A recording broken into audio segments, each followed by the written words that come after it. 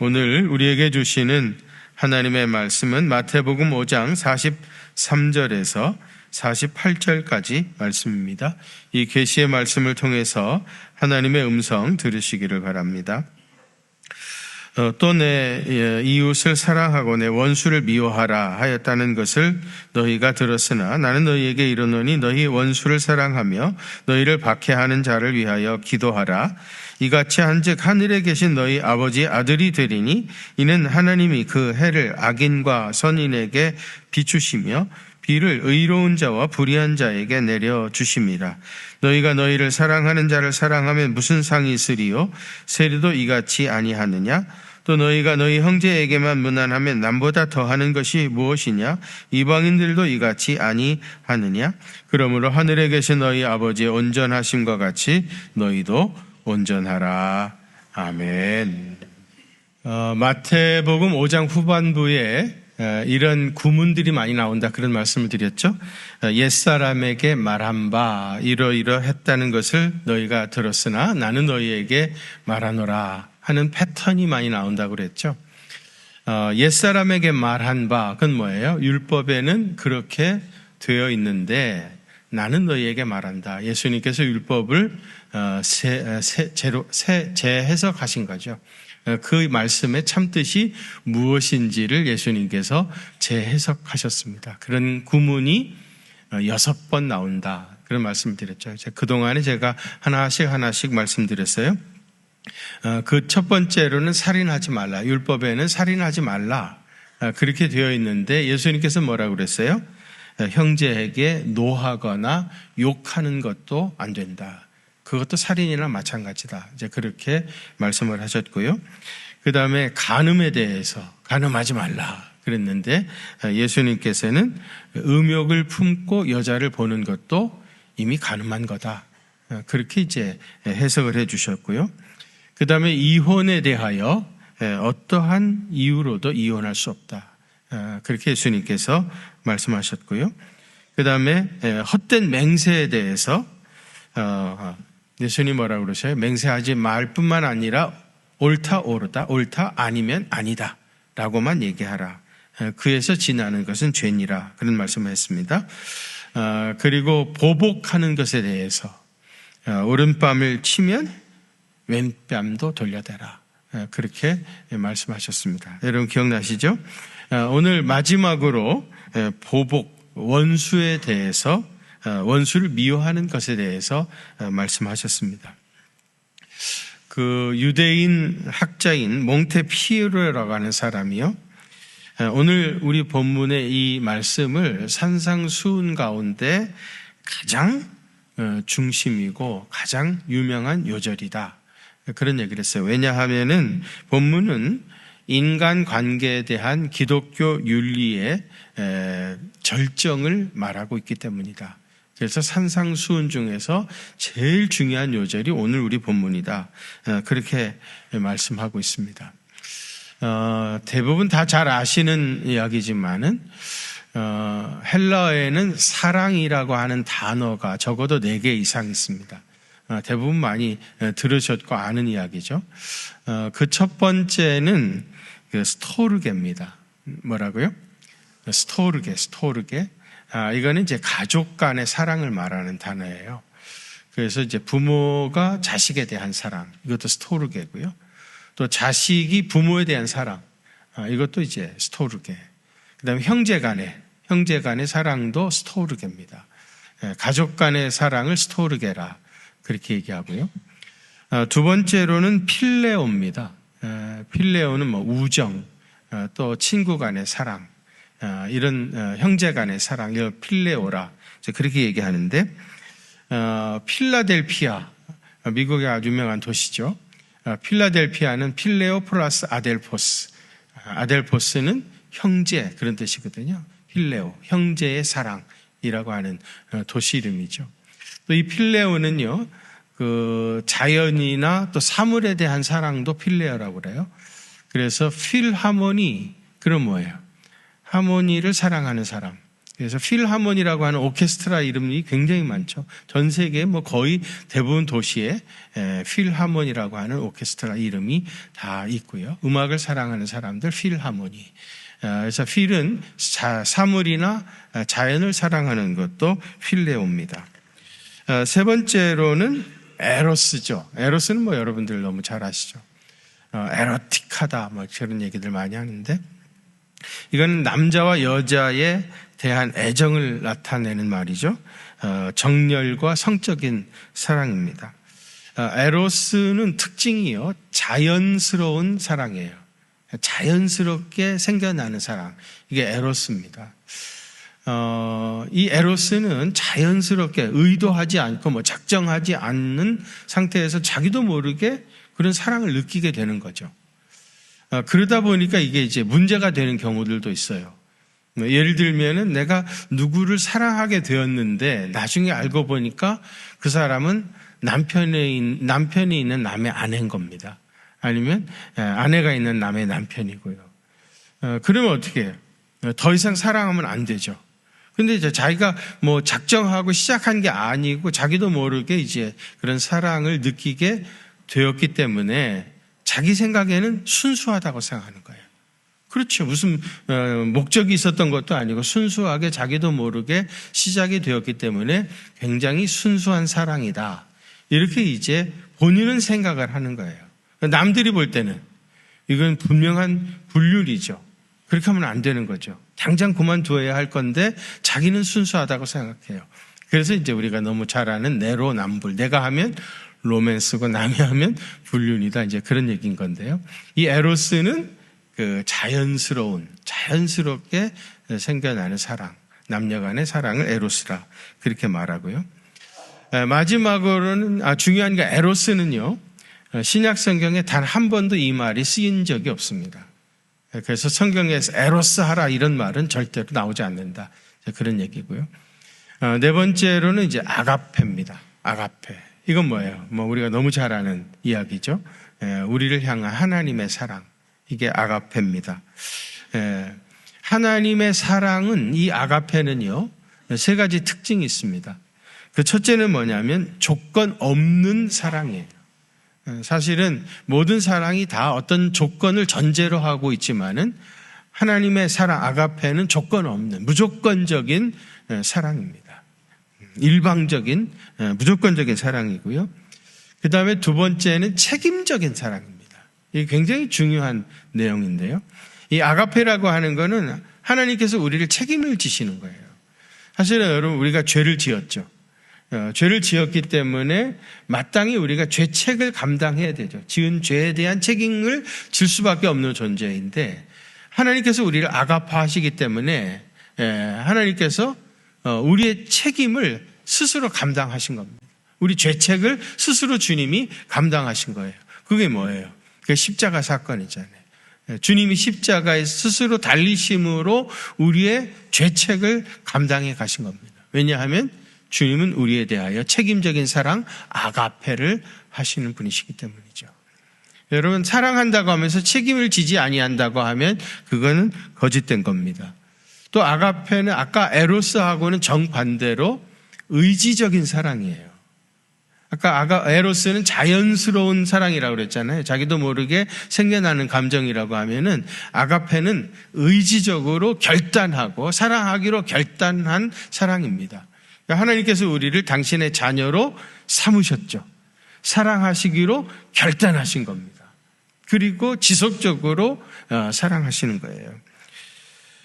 오늘 보면 44절에서 예수님께서 원수를 사랑하라 그렇게 말씀하시죠. 원수를 아가페하라. 여러분, 원수에 대한 자연적인 감정은 뭘까요? 증오와 미움이죠. 원수를 보면 증오하는 마음, 미워하는 마음이 생겨날 수밖에 없어요. 이게 자연스러운 것입니다. 우리의 감정이 저절로 원수에 대한 사랑이 생겨나서 그렇게 하는 것이 아니라 원수를 사랑하겠다고 의지적으로 결단하고 그렇게 행동하는 것, 그게 아가페인 거예요. 너무 유명한 일화입니다만은 그 네덜란드에 가면은 코리텐 붐이라고 하는 여사가 있어요. 이분은 원래 네덜란드 사람인데요. 나치 때에 나치가 이제 유대인들을 붙잡아다가 수용소에 보내고 엄청난 박해를 하잖아요. 그때 이분이 유대인들을 많이 숨겨주고 또 유대인들을 돕는 일들을 많이 했던 사람입니다. 그러다가 보니까 이제 결국은 이제 나치에게 발각이 됐어요. 그래서 이제 이 코리텐 붐 여사하고 그의 아버지하고 누이, 이 가족들이 아우슈비츠 수용소에 끌려가게 되었습니다. 우리 교회에서 이제 종교개혁지 성지순례 할 때 맨 마지막에 들렸던 곳이 폴란드의 아우슈비츠 수용소입니다. 거기 가서 우리 교인들하고 같이 보았습니다만은 그곳에서 엄청난 학살이 이루어졌어요. 그것이 그대로 이제 다 간직이 되어 있는데 여기서 끌려가가지고 엄청난 고난을 당했죠. 그 과정 끝에 결국은 거기서 아버지가 돌아가셨고요. 또 자기 언니도 죽었습니다. 그리고 나서 이제 극적으로 이 코리텐 붐 여사는 죽지 않고 생전해서 수용소에서 나오게 되어졌는데 나온 이후로 전 세계를 돌아다니면서 정말 그 수용소에서 겪었던 일들 그 가운데서 하나님께서 역사하셨던 이야기들을 간증하는 그런 일을 많이 했던 그런 분이십니다. 아주 유명한 분이죠. 한 번 어느 교회에서 집회를 하는데 거기 모였던 많은 사람 가운데 저 앞에 옛날 자기 언니를 수용소에서 죽였던 그 사람이 와 있는 거예요. 얼마나 놀랐겠어요. 그 사람은 수용소에서 수도 많은 사람을 죽였기 때문에 코리텐 붐 여사를 기억하지 몰랐는지 몰라도 이 사람은 자기 언니를 죽였던 사람이니까 그 사람이 집회에 참석해 있는 겁니다. 너무너무 놀랐겠죠. 그리고 집회를 하면서도 증오심, 분노 이런 것들이 막 끌어올랐던 겁니다. 결국은 이제 집회를 마무리를 하고 예배를 마치면 어떻게 해요? 강사가 저 뒤에 가서 인사하잖아요. 그럼 이제 교인들이 다 나오면서 이제 인사를 하고 헤어지게 되어지는데, 이 사람은 자기도 이 수용소에서 자기 언니를 죽인 사람인 자기는 모르는 거죠. 코리텐 붐 여사만 아는 거죠. 점점 가까이 오는 겁니다. 이제 결정적으로 딱 눈을 맞추고 만나야 되는데 하나님께서 코리텐 붐에게 그 사람을 용서하라. 그렇게 요구하십니다. 코리텐 붐이 뭐라고 그래요? 나는 할 수 없습니다. 할 수 없다고 말하는 게 정식이죠. 정상이죠. 어떻게 그런 사람을 용서하게? 할 수 없습니다. 용서하라. 할 수 없습니다.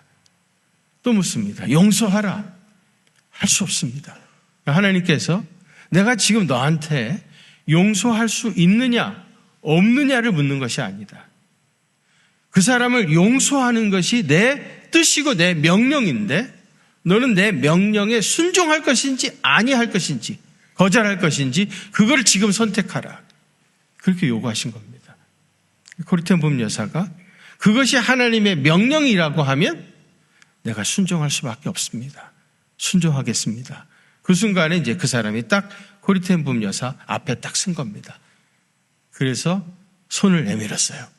내밀었더니 그 사람이 손을 딱 잡는 순간에 성령님께서 그 사람을 용서할 수 있는 은혜를 부어주셨다.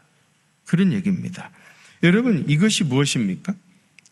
아가페라고 하는 것은 의지적인 사랑인 거예요. 그 사람을 용서할 수 있는 마음이 우러나서 용서한 게 아니죠.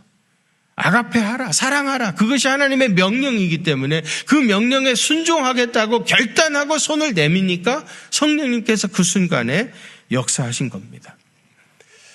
여러분, 원수를 사랑하라고 했는데 문제는 이 원수가요, 멀리 있는 사람이 아니에요. 그게 문제예요. 언제나 원수는 가까이에 있는 사람이 원수일 수가 있습니다. 그래서 예수님께서 마태복음 10장 36절에서 사람의 원수가 자기 집 식구니라 그랬습니다. 이거 웬일입니까? 사람의 원수가 자기 집 식구니라. 자기와 함께 살고 있는 식구들이 원수라는 거예요. 사실은 식구는 뭐예요? 자기와 함께 어려움과 슬픔을 같이 나누고 서로 격려하고 그래서 행복하게 살아가라고 가족으로 묶어주신 식구들인데 말입니다. 원수가 자기 집 식구라는 겁니다. 실제로 언제나 가까이에 있는 사람이 자기 마음을 상하게 하고 고통을 주고 힘들게 하기 쉽습니다. 그렇지 않습니까? 대답도 못하죠. 눈치 보여가지고. 사실은 그렇지 않아요? 저 아프리카 난민을 사랑하는 것은 차라리 쉽습니다. 그런데 남편을 사랑하고 시어머니를 사랑하고 며느리를 사랑하기는 오히려 쉽지가 않은 겁니다. 그런데 어떤 사람을 원수같이 여겨서 미워하게 되어지면은요, 사실상 그 고통은 자기 자신이 다 짊어지고 살게 되어집니다. 그를 미워하는 감정을 떨쳐버리지 못하면 계속해서 그 마음의 상처와 고통을 가슴에 품고 평생을 스스로 감옥에 갇혀서 살게 되어집니다. 그러니까 자기가 살기 위해서라도 용서해야 합니다.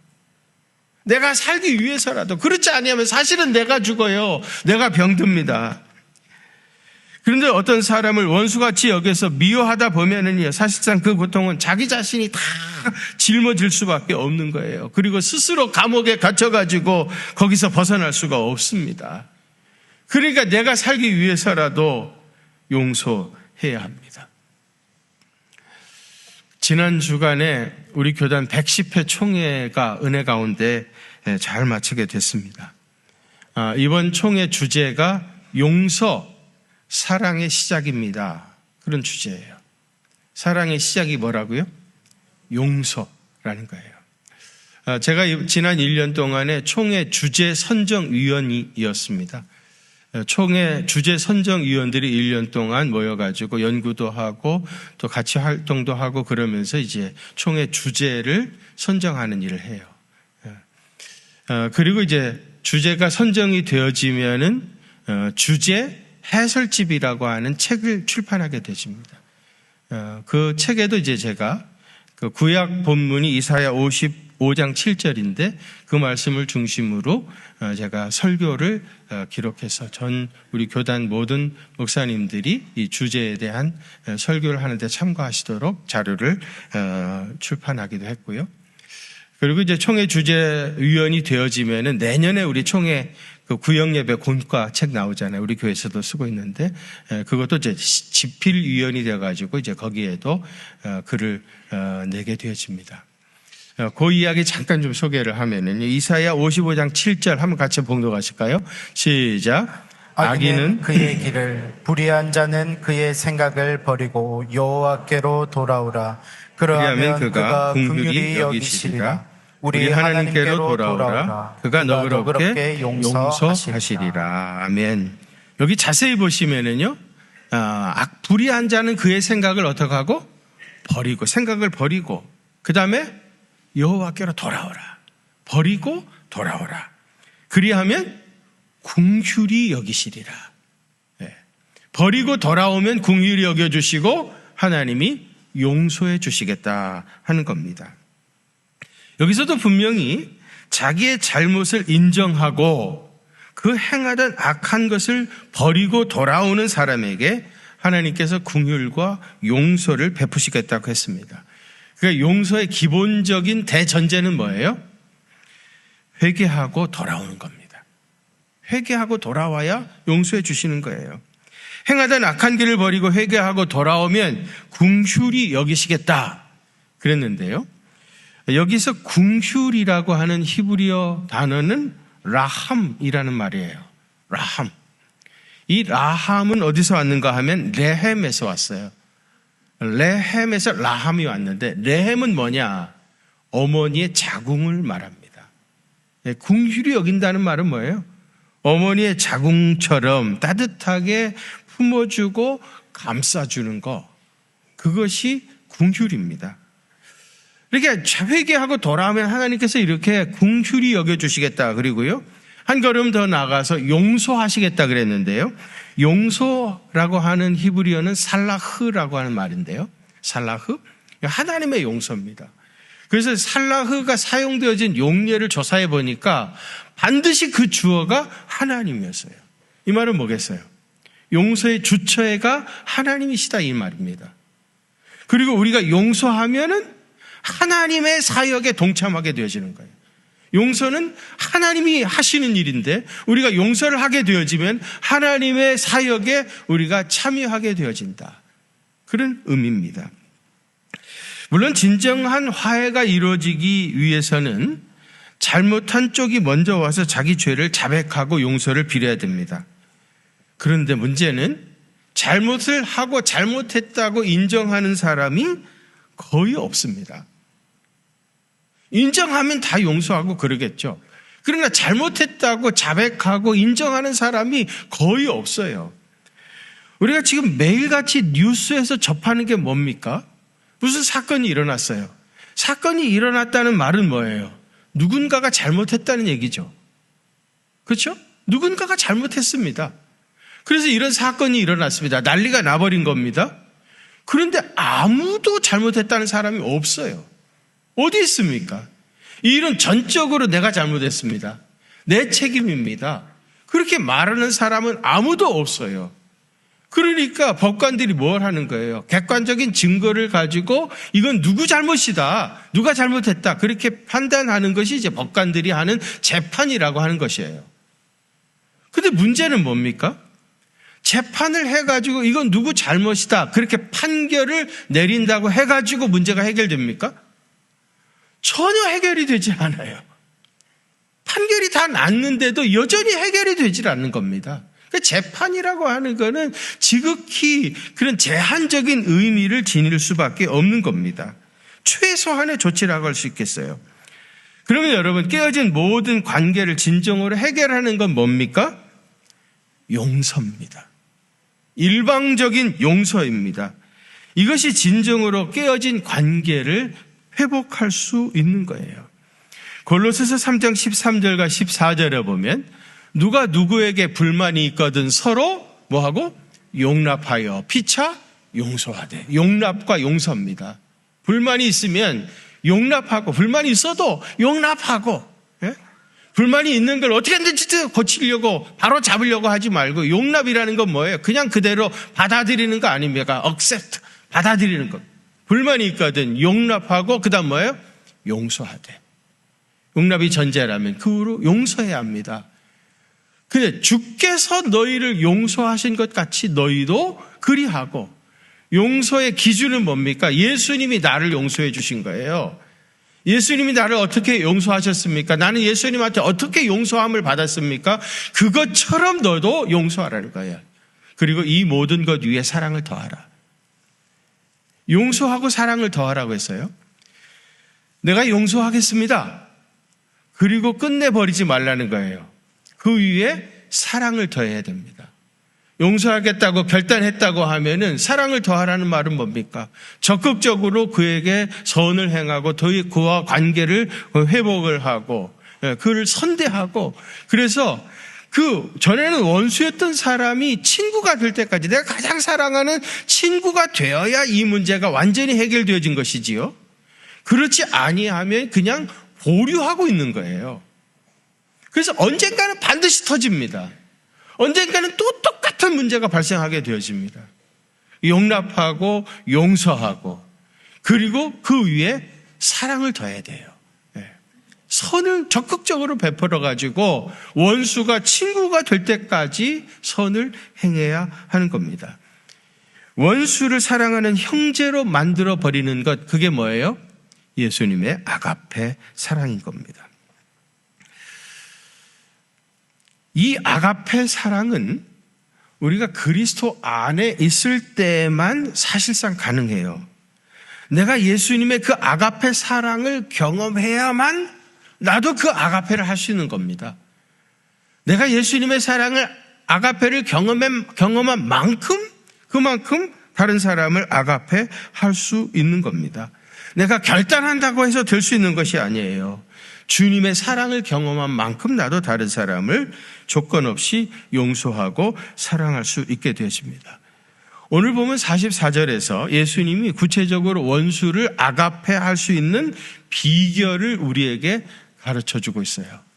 여러분 어떻게 해야 원수를 사랑할 수 있겠습니까? 그 비결이 오늘 본문 44절에 소개가 되어 있어요. 한번 44절 한번 같이 봉독하실까요? 시작.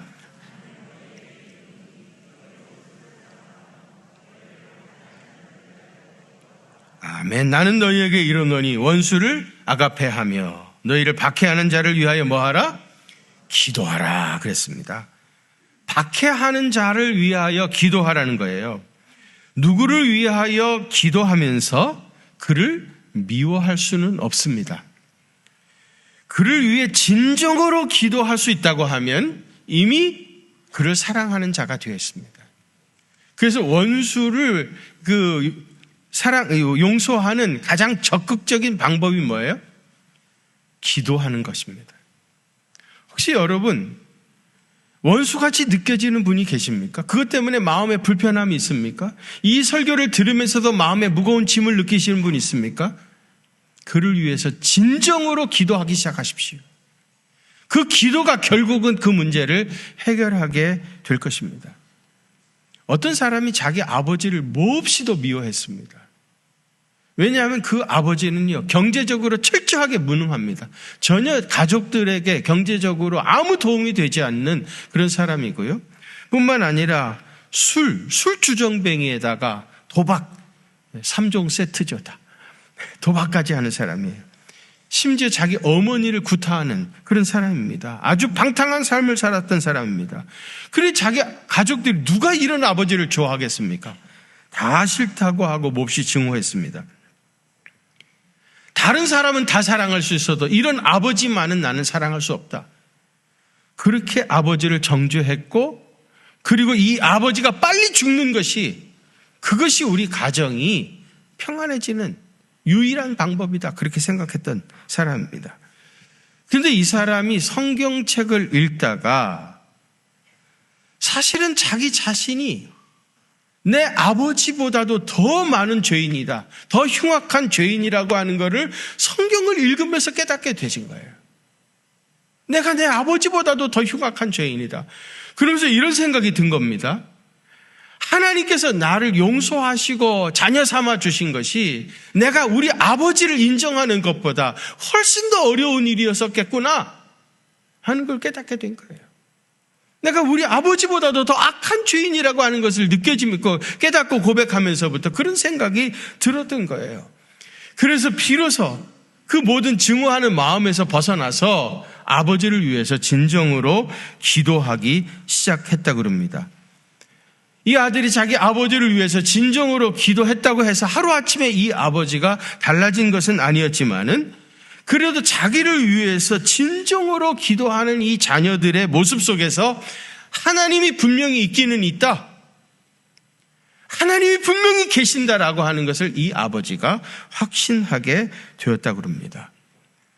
여러분, 혹 마음속에 미워하는 사람이 있다면 그 사람을 위해서 진정으로 기도하시기를 바랍니다. 이것이 가장 놀라운 기적이고요, 이 기도를 통해서 원수가 변해서 사랑하는 친구가 될 수 있습니다. 원수를 위해서 기도하라 그렇게 말씀하신 후에 예수님 오늘 본문에 기도해야 할 두 가지 이유를 설명하셨어요.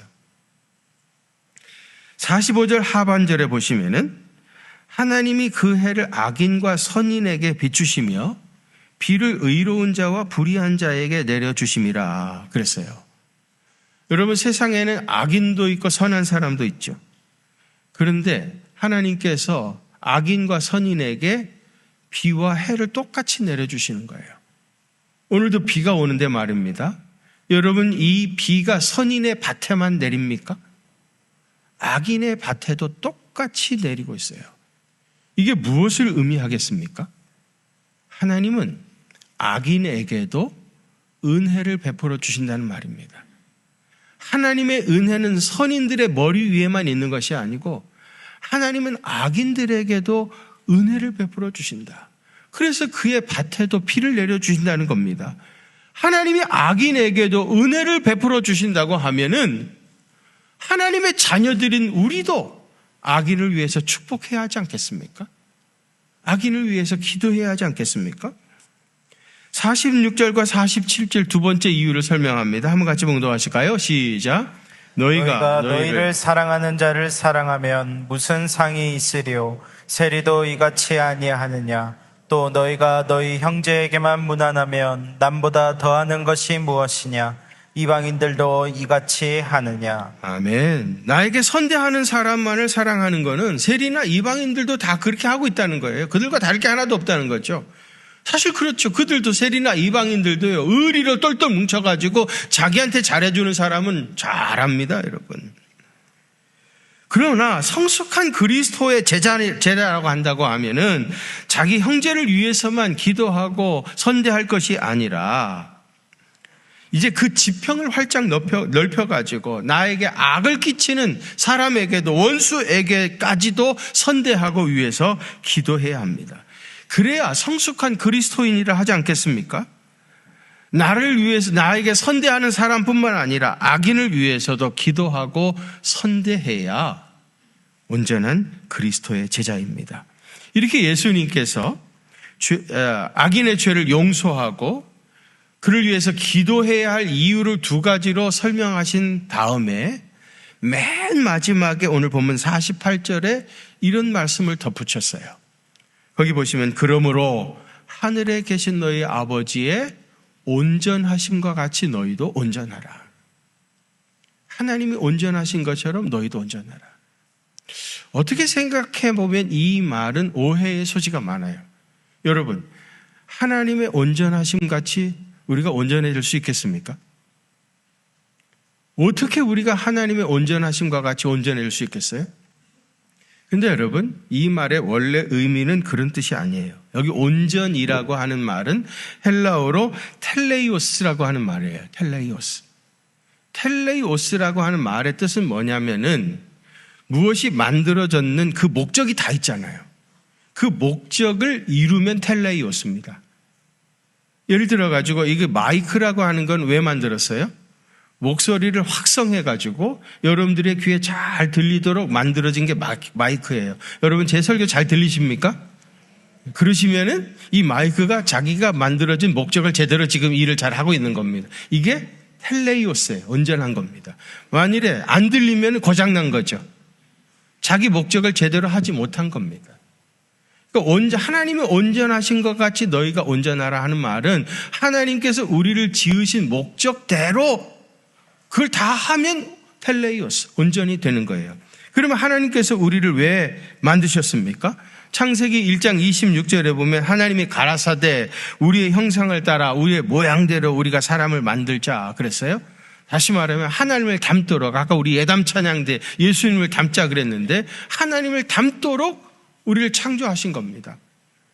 그럼 오늘 본문의 맥락에서 보면은 하나님을 닮도록, 지금 하나님은 악인을 용서하시고 원수를 용서하시고 그를 위해서 기도하시는 분이라고 했는데, 그러면 하나님을 닮는다는 건 뭐예요?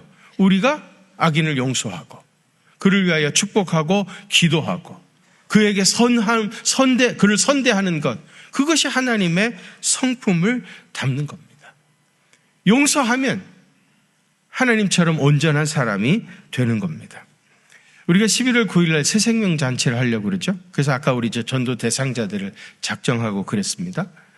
여러분, 하나님께서 우리 가정에서, 아니면 우리 직장에서, 우리 마을에서, 내 친구들 사이에서 나를 먼저 예수 믿는 사람 되게 하신 이유가 뭐겠습니까? 그런 목적이 있지 않겠습니까? 왜 나를 우리 집에서 제일 처음 예수 믿는 사람으로 만드셨습니까? 나를 통해서 우리 가족이 다 구원받게 하시려고, 그것이 나에게 신앙을 주신 하나님의 이유 아닙니까? 그게 하나님의 목적 아닙니까? 그것을 행하는 것이 온전하게 되는 거예요. 그래서 여러분, 새생명 잔치를 왜 합니까? 여러분들에게 그 전도할 수 있는 그런 기회를 제공하는 거죠. 여러분, 불편하게 하려고 하는 건 전혀 그런 거 아닙니다. 여러분, 아직 여러분 주변에 예수 믿지 아니하는 사람들, 기도할 때마다 마음에 부담이 되는 사람들이 있잖아요. 그런 분들 이번 기회에 예수님 믿고 구원받자, 예수님 믿고 천국 가자고 전도하기 위해서 하는 거 아니겠습니까? 여러분들이 전도하려고 할 때, 우리 교회 목사님이 얼굴은 안 이쁘지만은 그래도 설교가 좋아. 만일에 여러분 그렇게 하면요, 그분들이 뭐라고 할 것 같아요? 나는 설교가 지긋지긋해. 나는 목사님들 설교가 지긋지긋해가지고 교회 가기 싫어. 아마 솔직하게 그렇게 말할 겁니다. 예수 안 믿는 사람들이 설교 좋다고 해서 오겠습니까, 여러분? 왜 우리가 연예인을 초청을 합니까? 이혼 숙녀 캠프 알지? 그게 진행하는 진태현 씨 얼마나 사람이 이쁘고 신앙도 좋고 가정도 좋고 건강한 가정인데 그 사람 온대. 그 사람들이 홀깃 한죠. 그 사람을 통해서 역사하시는 하나님의 이야기를 들으면 마음이 열려져서 예수님 영접하잖아요. 우리가 그런 기회를 여러분들에게 제공하는 거죠. 교회가. 그래서 이런 행사를 지금 기도해서 벌써 몇 달 전부터 기도하면서 준비하고 있지 않습니까? 여러분, 하나님이 나를 부르신 그 목적, 이유를 감당해 가는 것이 그게 온전입니다. 텔레이오스. 주께서 우리에게 맡겨주신 이 전도인의 사명 잘 감당해서 하나님께서 온전하신처럼 온전한 사람 되어지는 놀라운 은혜가 임하시기를 주의 이름으로 축복합니다. 거룩하신 아버지 하나님, 원수를 용서하고 사랑하는 것이 하나님의 아가페라는 것을 깨닫게 해주시니 감사합니다. 하나님이 우리에게 본을 보여주신 이 원수 사랑의 비밀을 이제 우리도 주님을 닮아서 원수까지도 사랑하게 하시고 또 그에게 선대하게 하시고 그래서 정말 하나님의 놀라운 평강이 우리 심령과 우리 가정에 임할 수 있도록 주께서 역사해 주옵소서.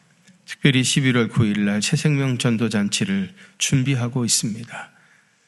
우리가 기도하며 작정한 이분들의 마음의 문을 주님 열어주시고 이분들이 주님 전에 나와 예수님을 만나게 하여 주시고 그래서 우리보다 더 예수님 잘 믿는 그러한 주님의 큰 제자들이 다 되는 놀라운 기적이 일어나게 하여 주옵소서. 이제는 우리 구주 예수 그리스도의 그 크신 은혜와 하나님 우리 아버지의 무한하신 사랑하심과 성령님의 위로하심과 교통하심이 우리 경기중앙교회 사랑하는 성도들과 또 저들의 가정과 그 생업의 현장들 위에 이제로부터 영원토록 함께 계시옵기를 간절히 축원하옵나이다.